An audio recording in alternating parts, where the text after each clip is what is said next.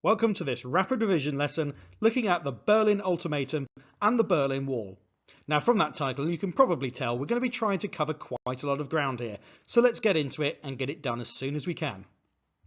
Firstly, a bit of background. Following World War II, Germany had been divided between the communist East Germany and the capitalist West. This too had been replicated in Berlin. However, East Germany had a problem, with refugees fleeing the East to go West. People in East Germany were unhappy because living standards were lower than in the West. There were shortages of basic commodities, and they were under surveillance from the Stasi secret police. Increasing numbers were crossing the border illegally. In 1958, 1/6 of the German population had fled from East Germany. That's 3 million people. These tended to be educated and skilled people too. These were people that East Germany desperately needed to stay. And so Khrushchev decided to act. The Berlin Ultimatum was how Khrushchev decided to respond.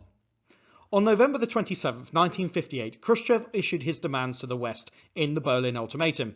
In simple terms, this meant the demilitarization of Berlin with the removal of all Western troops, and then making Berlin a free city with its own independent government. However, this was a bit of a cover. In reality, Khrushchev expected it to fall under the Soviets' control, much like the satellite states had done before. He gave the West 6 weeks to respond to these demands. Otherwise, he would close off transport routes to Berlin, forcing the West to deal directly with the East German government. Now that was a pretty clever move. The West did not actually accept the East German government as legitimate, so forcing them to deal with them is basically forcing the West to accept the legitimacy of that government as well. Pretty smart. The West, though, was outraged, but it was not prepared to fight over the matter. They arranged a series of talks between 1959 and 1961 to try and resolve the disagreements. The Soviets had forced the West into at least starting to negotiate over the future of Germany, and so in that respect, the Berlin Ultimatum can be seen as a success for Khrushchev. There are 4 summits we're going to have a look at, and we're going to consider what was discussed and what, if anything, was achieved. The first was at Geneva in 1959, which was hosted in neutral Switzerland. Both sides attended, but little was actually agreed. As a result, Eisenhower invited Khrushchev to the USA for further talks, and those talks were held at Camp David in the USA in September of 1959. Camp David is a private presidential ranch, so this was quite a personal face-to-face invite by Eisenhower, attempting to de-escalate tensions. You can see in the photograph here that they're both looking quite relaxed and quite warm towards each other. Khrushchev did indeed withdraw the Berlin Ultimatum, so that was an important development. However, little else was agreed, and so further talks were arranged for the following year. These talks came in Paris in May 1960. But they were overshadowed by the USSR's shootdown of a USAF U-2 spy plane over Russia. The Americans had been conducting these spying or reconnaissance flights over the Soviet Union for some time, and had assumed that the high-flying U-2 would be out of range of any Soviet missiles, but they were proved wrong. The pilot, Gary Powers, was captured, interrogated, and he admitted to spying, which was a big embarrassment for the United States. Eisenhower claimed, though, that spying was inevitable, and he refused to apologise. Khrushchev therefore walked out of the meeting. Nothing was agreed. So they tried again the following year, in Vienna, June 1961, and with a change of leadership, it was hoped that there might be some movement. However, Khrushchev believed that the new American president, JFK or Kennedy, was young and weak, and that the American position was also even worse after the disastrous Bay of Pigs invasion of communist Cuba. I'll be doing a separate video on this. He hoped that he could push this new young American president around. But he was wrong. JFK was determined not to appear weak, and he refused to back down over Berlin in any way.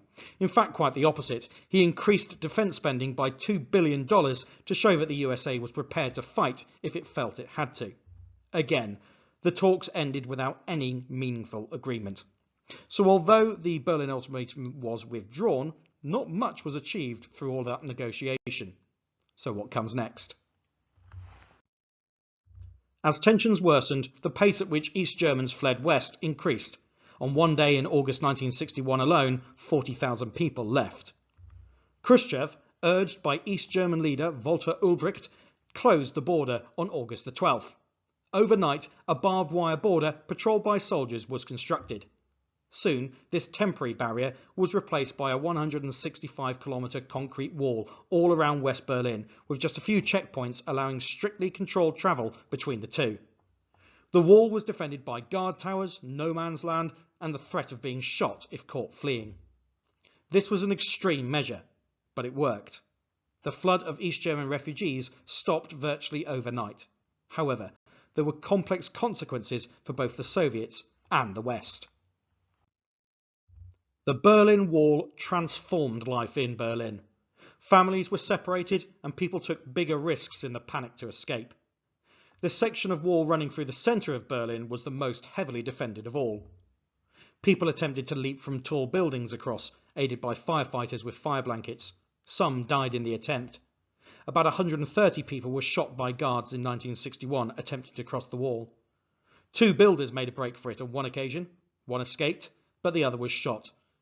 He died slowly, in agony in no man's land, while West Germans screamed insults at the East Guards. In 1963, against this backdrop, JFK made a visit to Berlin. He was greeted like a hero. West Germans celebrated their freedom, and the divide deepened.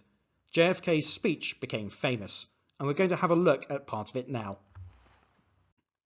Now, I thought about doing an impression of JFK here, but I think my impression of him is about as good as his German, so I'm not going to. But here, in my own accent, is an extract from JFK's Berlin speech, which was delivered on June the 26th, 1963. 2,000 years ago, the proudest boast was Civis Romanus Sum, which means I am a Roman. Today, in the world of freedom, the proudest boast is Ich bin ein Berliner, or I am a citizen of Berlin. There are some who say communism is the future. Let them come to Berlin. And there are some who say in Europe and elsewhere, we can work with the communists. Let them come to Berlin. And there are even a few who say that it is true that communism is an evil system, but it permits us to make economic progress. Lass sie nach Berlin kommen, or let them come to Berlin. So what Kennedy is doing here is he is drawing a line in the sand, much like the line of the Berlin Wall through the city. He's saying that they cannot work with the communists if they're behaving like this. It's fair to say as well that since then, JFK has got a little bit of stick for his phrase, Ich bin ein Berliner. A Berliner, I'm afraid to tell you, is also a type of donut. So some people have said that what he actually said was, I am a donut. And that's probably a little bit unfair. Certainly the people there on the day didn't think this, and they got that within the context of his speech, he was very clearly saying, I am a citizen of Berlin. But anyway, that's become famous. I thought I'd give it a mention. So what were the outcomes of the building of the Berlin Wall? Well, eventually this screen is going to get very busy with different information, so you might want to make sure that you're playing this in high definition and you can take a screenshot of it. Firstly, there were negatives for the USA. People could no longer easily escape communist East Germany and come to the West. The wall had been built without the USA's input and consultation as well, which was something of an insult. But there were some positive outcomes for the USA as well. The wall was proof that Khrushchev accepted that he couldn't do anything about Western control in West Berlin, so he just stopped trying.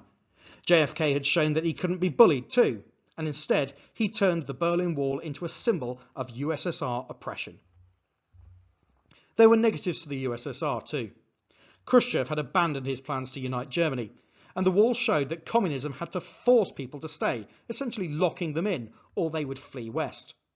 But there were some positives to the USSR. The Berlin Wall quickly solved the problem of East Germans fleeing west, and it showed the USSR's determination to ensure that communism would carry on in East Germany and that reunification under Western influence would ultimately fail. Well, that's what they believed anyway. There were also influences on international relations.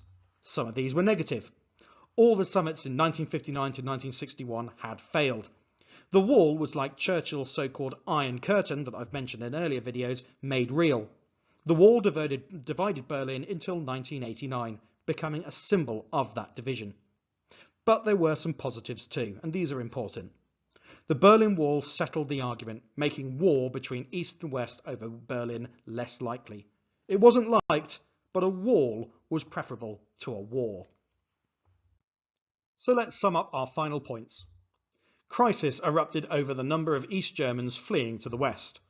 Khrushchev issued his Berlin Ultimatum on November 27, 1958. He demanded the demilitarization of Berlin and the creation of a free city that in reality would be under Soviet domination. After a series of sites between 1959 and 1961, the West refused to back down, and little was agreed. In August 1961, the East German border was closed. Khrushchev ordered the construction of a wall dividing Berlin. This left Berlin divided until 1989. Hundreds of people died or were killed trying to cross the wall. The Berlin Wall became a symbol of Cold War division. It solved the refugee crisis, but it also showed that the Soviets had to lock up their people or lose them to the West. However, everyone agreed that a wall was better than a war. That's the end of this rapid revision lesson. I hope it's been useful to you, and if it has, please do like the video and consider subscribing to the channel. It really is helpful. I'll be doing more videos like this, so please do make any suggestions for topics that you're desperate for me to cover, and I'll try and give you an idea as to when I'm going to get to them. But for now, thanks very much for watching, and goodbye.